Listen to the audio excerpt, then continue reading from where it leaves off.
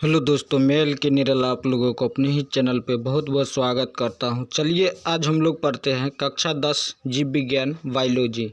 Chapter होने वाला है 4 चैप्टर का नाम है उत्सर्जन। तो आइए हम लोग पढ़ते हैं। उत्सर्जन में टॉपिक पढ़ने वाले हैं नेफ्रॉन की संरचना। नेफ्रॉन की संरचना। प्रत्येक वृक्क में लगभग 10 लाख वृक्क नलिकाएँ या नेफ्रॉन होते हैं। प्रत्येक वृक्क नलिका का आरंभ प्याले जैसे रचना से होता है, जिसे वोमेन संपुट कहते हैं। यह कोशिका का गुच्छ या ग्लोमेरुलस नामक रक्त कोशिकाओं के एक जाल को घेरता है। यह आगे चलकर एक कुंडलित रचना बनाती है, जिसे हेनले चाप कहते हैं।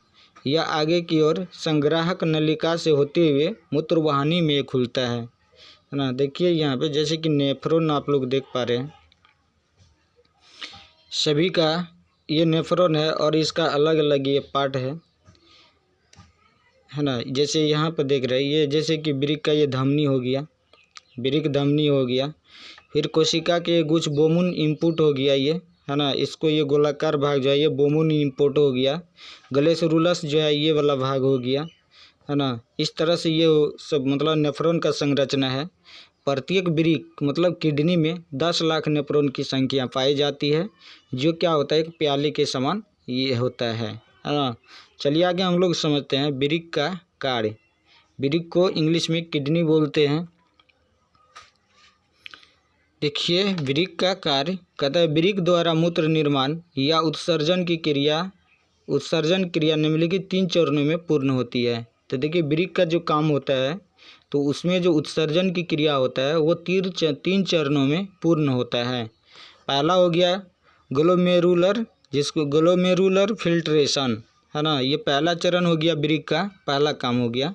देखिए कहता है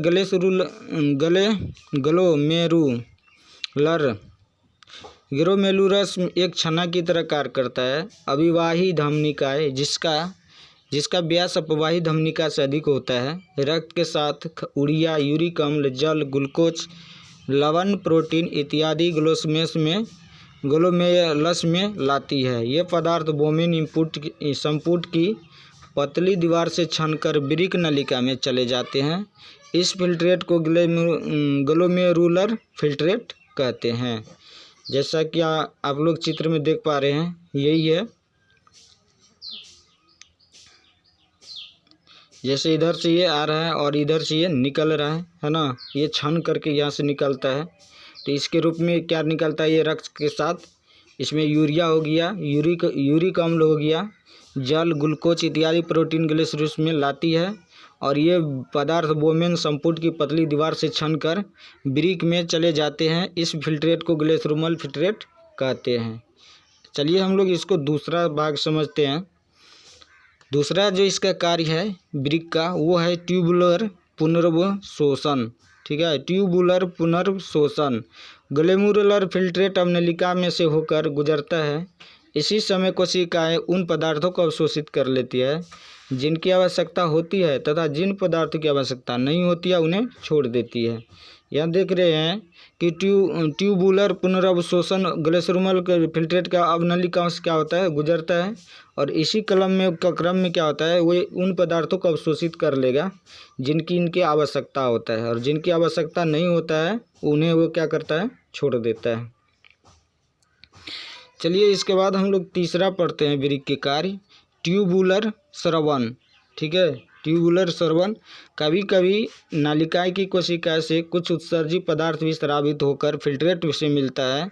अब इस फिल्ट्रेट को ब्लाइडर मूत्र कहते हैं। ठीक है, कहता है यह मूत्र नलिका से होकर गुजरता है तथा मूत्राशय में जमा होता है एवं समय समय पर मूत्र के छिद्र द्वारा बाहर निकाल दिया जाता है। जैसा कि आप लोग देख पा रहे हैं, मूत्राशय में क्या होता है कि धीरे धीरे ये जमा होता है और इसमें से इसको क्या होता है ये बाहर निकाल देता है इसको। ठीक है, चलिए इसमें यहीं तक हम लोग, इससे आगे पढ़ेंगे अगले पार्ट में। यदि आप लोगों को वीडियो थोड़ा भी अच्छा लगा है तो हमारे चैनल को सब्सक्राइब कर लीजिए, ताकि इस तरह के वीडियो सबसे पहले आप लोगों के पास पहुंच जाएगा। वीडियो में बने रहने के लिए बहुत बहुत धन्यवाद। फिर मिलते हैं नेक्स्ट वीडियो में, तब तक के लिए जय हिंद।